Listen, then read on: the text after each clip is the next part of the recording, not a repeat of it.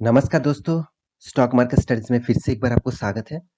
तो आज यहाँ पे मैं बात करूँगा एक प्राइवेट बैंक के बारे में, जिसका नाम आप पहले ही देख चुके हैं, सीएसबी बैंक।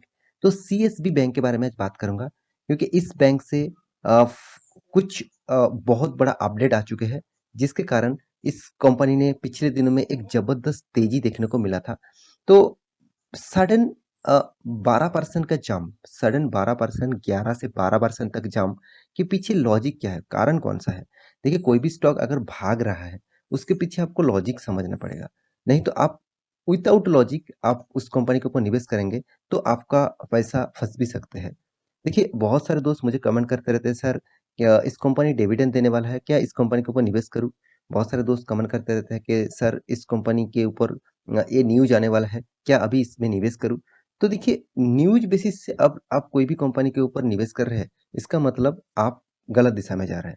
क्योंकि न्यूज़ बेसिस से ट्रेडिंग होते हैं, न्यूज़ बेसिस से इन्वेस्टमेंट नहीं होते। हाँ, आपको न्यूज़ लेना चाहिए, क्योंकि न्यूज़ बेसिस से आपको उस कंपनी के बारे में ज़्यादा से ज़्यादा जानकारी मिलेगा। तो जानकारी लेकर आप इन्वेस्ट करिए।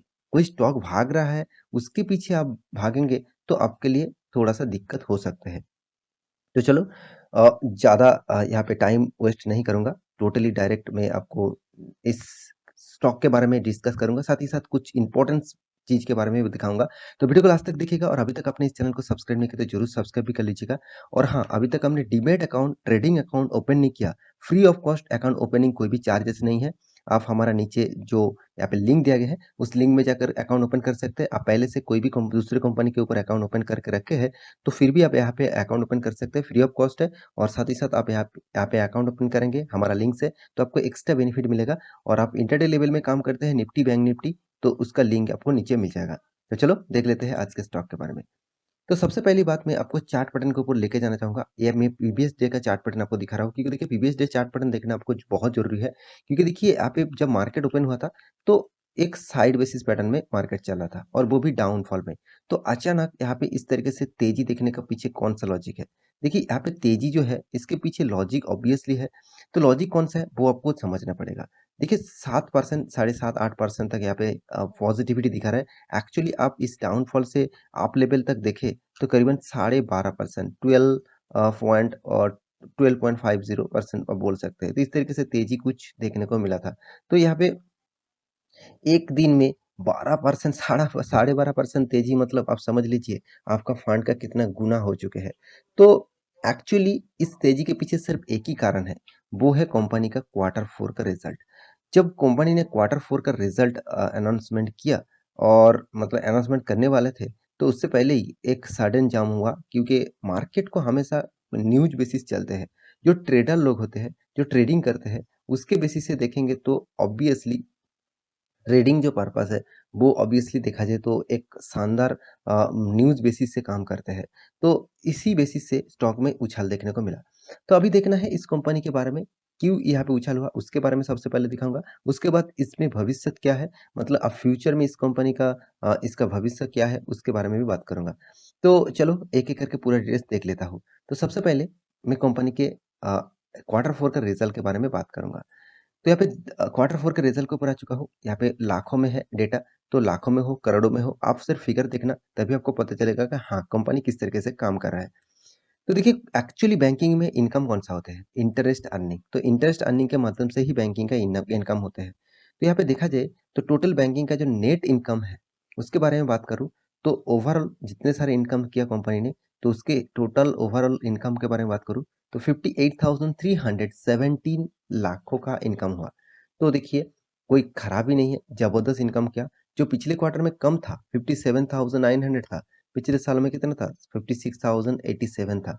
इसका मतलब यहाँ से भी आपका जंप हुआ और यहाँ से भी यहाँ का जंप हुआ। मतलब साल भर की भी कंपनी का परफॉर्मेंस पॉजिटिव में है, क्वार्टर भर भी कंपनी का पॉजिटिव में है। तो यहाँ पे एक पॉजिटिविटी आपके सामने ही है। उसके बाद आपको एक्सपेंस के बारे में बात करूँ, तो टोटल एक्सपेंडिचर, मतलब यहाँ पे बैंकिंग के हिसाब से एक्सपेंडिचर बताए जाते हैं। तो टोटल एक्सपेंडिचर के बारे में बात करूँ, तो देखिए 44,100, जो पिछले क्वार्टर में 43,200 था। पिछले सालों में सबसे ज़्यादा कंपनी ने एक्सपेंस कर चुके थे 48,000।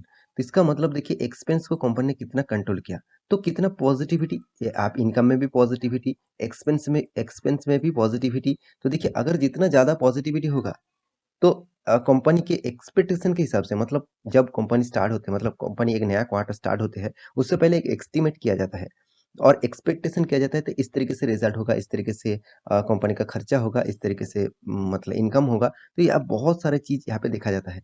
तो देखा जाता है कंपनी का यहाँ पे एक्सपेंस भी कंपनी का कम हो चुके हैं। तो यहाँ तक तो ठीक ठाक था कि कंपनी का इनकम भी अच्छा हुआ, एक्सपेंस भी कंट्रोल में किया। अभी देखना है जो मेन पॉइंट, वो है कंपनी का प्रोविजनिंग एंड एनपीए। ये दोनों चीज कंपनी कितना कंट्रोल किया वो आपको देखना चाहिए, क्योंकि देखिए जितना भी आप इनकम करें, अगर बैंकिंग सेक्टर में प्रोविजन को कम नहीं किया और एनपीए को कंट्रोल नहीं किया, मतलब कम नहीं किया, तो बैंकिंग का इनकम करने से कुछ फायदा नहीं होगा। तो चलो सबसे पहले वो चीज आपको दिखा देता हूँ। तो यहाँ पे देख सकते हैं प्रोविजन, जो सबसे इंपॉर्टेंट पार्ट होते हैं बैंकिंग फाइनेंशियल सेक्टर में। तो प्रोविजन कंपनी ने कितना कम किया, या जबरदस्त कंपनी ने प्रोविजन को मेंटेन किया। कितना? 3400। यहाँ पे पॉजिटिव के नहीं, नेगेटिव के बारे में बात करो, तो यहाँ पे जितना नेगेटिव होगा उतना ही बैंक के लिए फायदा होगा, जितना पॉजिटिव होगा उतना ही बैंक के लिए खतरा होगा। तो यहाँ पे कितना नेगेटिविटी है? 3400। पिछले सालों में कितना, सॉरी पिछले क्वार्टर में था 5056। पिछले सालों में तो पॉजिटिव में था 2237। इसका प्रोविजनिंग का मतलब क्या है? जितने सारे दोस्त मेरे वीडियो देखते रहते हैं उसको पता है, फिर भी मैं आपको एक बार बता देता हूँ। प्रोविजन का मतलब होता है, मान के चलिए बैंक किसी को लोन दिया और वो लोन बैंक को वापस नहीं मिल रहा है, तो इसके हिसाब से देखा जाए तो कितना लोन, मतलब कितना पैसा बैंक को वापस नहीं मिलेगा, उसी उसी को प्रोविजनिंग कहता है। तो जितना अमाउंट ज़्यादा प्लस में रहेगा, मतलब जितना पॉजिटिव में रहेगा, उतना पैसा को बैंकिंग को नहीं मिलेगा। तो यहाँ पे नेगेटिविटी में है, इसका मतलब उतना ज़्यादा पैसा यहाँ पे बैंकिंग को।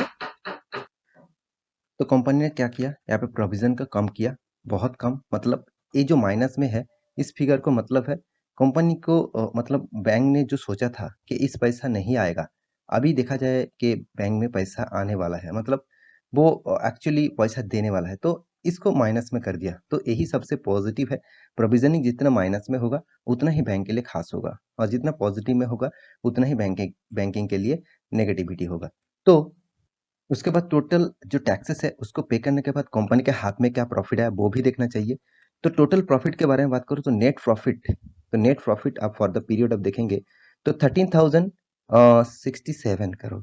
तो वापस जाता हूँ, 13,067 लाखों का इनकम हुआ, जो पिछले क्वार्टर में कितना था 14,800, पिछले सालों में था 4,200। तो यही एक कारण है जिसके कारण आज के दिन मतलब पिछले दिनों में जब मार्केट क्लोजिंग हुआ था तब एक सडन जाम देखने को मिला। तो इसके पीछे लॉजिक क्या है कि एक्चुअली कंपनी ने ईयर ऑफ ईयर बेसिस बहुत शानदार रिजल्ट किया, बहुत शानदार। करीबन करीबन 3 गुना ज़्यादा यहाँ पे कंपनी का प्रॉफिट मार्जिन बढ़ चुके हैं। तो प्रॉफिट मार्जिन जितना बढ़ेगा उतना ही कंपनी के लिए खास होगा। तो मगर थोड़ा सा नेगेटिविटी क्या है, पिछले सालों के कंपैरिजन में कंपनी का थोड़ा सा इनकम कम हुआ। तो अभी देखना है कंपनी का एनपीए कितना कम कर चुकी है कंपनी। देखिए दो तरीके से एनपीए होते हैं। एनपीए का मतलब है नॉन परफॉर्मिंग एसेट, मतलब जो एसेट परफॉर्मेंस नहीं कर रहा है। तो यहाँ पे एनपीए देखिए, तो नेट एनपीए के बारे में बात करूँ तो परसेंटेज डायरेक्ट आपको दिखा देता हूँ। देखिए 0.68%, जो पिछले क्वार्टर में कितना था 1.36%, पिछले साल में 1.17% था। तो इस पिछले सालों में तो इनकम ज़्यादा हुआ था, यहाँ पे इनकम तो ज़्यादा हुआ था मगर एनपीए ज़्यादा हो गया था। तो एनपीए इस क्वार्टर में बहुत कंट्रोल किया, बहुत कम किया, 50% तक कम कर चुके हैं। तो इसका मतलब बहुत ज़बरदस्त कंपनी ने काम किया। तो अभी और एक चीज़ देखना है, वो है कंपनी का रिटेल बैंकिंग। रिटेल बैंकिंग से कंपनी का कितना अर्निंग हुआ वो देखना चाहिए। देखिए इस क्वार्टर में 33,500, जो पिछले क्वार्टर में 32,800 का, पिछले साल में 32,600 था। इसका मतलब कंपनी का रिटेल सेक्टर से भी कंपनी का अच्छा खासा यहाँ पे मतलब अर्निंग हुआ है। तो अभी देखना है कंपनी के ऊपर रहना चाहिए कि नहीं चाहिए। देखिए कंपनी के बारे में बात करें तो कंपनी एक कोई छोटा मोटा, मतलब उतना बड़ा कंपनी नहीं है, एक छोटा मोटा कंपनी है। करीबन 3,900 करोड़ का मार्केट कैप है। एक प्राइवेट कंपनी होने के नाते भी कंपनी बहुत छोटा है, एक स्मॉल कैप टाइप कंपनी बोल सकते हैं। फिर भी देखिए कंपनी का परफॉर्मेंस मुझे बहुत अच्छा लगता है क्योंकि कंपनी इतना छोटा होने के बाद भी देखिए कंपनी अच्छा खासा इनकम किया। हाँ, इस कंपनी ने 10% तक कर्जा लेके रखा, मतलब इसका डेप्थ ऑफ इक्विटी 10% तक है कि मान के चलिए 20,000 करोड़ तक कंपनी कर्जा लेके रखा है। देखिए कर्जा लेने के बाद भी कंपनी अगर प्रॉफिट करे तो कंपनी को आप पॉजिटिविटी हिसाब से देख सकते हैं। हाँ, आप कहेंगे सर थोड़ा-सा कंपनी का इनकम अगर कम हो जाए तो कंपनी को तो नेगेटिव में चला जाएगा। हाँ, हो भी सकता है क्योंकि कंपनी का अर्निंग रेशियो उतना यहाँ पे मतलब प्रॉफिट के हिसाब से कंपनी का जो डेप्थ है वो बहुत ज़्यादा है। तो कंपनी के साल भर की बात करें तो साल भर में आप देखेंगे तो कंपनी हर साल में कंपनी प्रॉफिट मेंटेन नहीं किया। कंपनी बहुत बार लॉसेस भी किया। तो लॉसेस मेंटेन करने के बाद यहाँ पे कंटिन्यू प्रॉफिट कर रहा है। तो कंपनी अभी तक 3 साल नहीं हुआ, तो कंपनी 12% तक यहाँ पे लॉसेस कंपनी 1 साल में दे चुके हैं। तो कंपनी का जो चार्ट पैटर्न है, वो आपको दिखा दूँ। तो मैं चार्ट पैटर्न के बारे में बात करूँ तो चार्ट पैटर्न आप देखेंगे तो एक अपट्रेंड जैसा मतलब मूवमेंट था। जब कंपनी लिस्टिंग हुआ था तब देखिए उसके बाद कंपनी लगातार गिरावट में है। क्योंकि देखिए उसके बाद ही लॉकडाउन स्टार्ट हो गया था। तो लॉकडाउन पीरियड में ही कंपनी लिस्टिंग हुआ था। उसके बाद देखिए फिर से कंपनी ने रीबैक किया और बहुत शानदार रीबैक किया। मगर बैंकिंग सेक्टर में उतना स्ट्रॉन्ग लेवल नहीं होने के कारण बैंकिंग में फिर से गिरावट चालू हुआ। तो पिछले दिनों में देखिए सडन यहाँ पे जाम हुआ और एक बहुत बड़ा यहाँ पे बहुत बार एक सपोर्ट को टच किया और बहुत बार सपोर्ट को टच करने के बाद फिर से रिवर्स कर रहा है। तो मेरे हिसाब से देखिए बैंकिंग मतलब उतना खराब परफॉर्मेंस नहीं कर रहा है। फिर भी देखिए एक छोटा बैंक है, बहुत रिस्की बैंक है। तो आप रिस्क लेना चाहते हैं तो इस बैंक के ऊपर आप मतलब फोकस रख सकते हैं। बाकी आप एक बार स्टडी करिए, उसके बाद निवेश करने के लिए सोचिए। तो आशा करता हूँ सारी जानकारी आपको मिल चुका है। मेरे वीडियो अच्छा लगे तो लाइक करना, दोस्तों के साथ शेयर करना, चैनल को सब्सक्राइब भी करना। मिलते हैं नेक्स्ट व्लॉग लेके, तब तक के लिए अच्छे से रहिए, अपना ख्याल रखिए। Bye bye.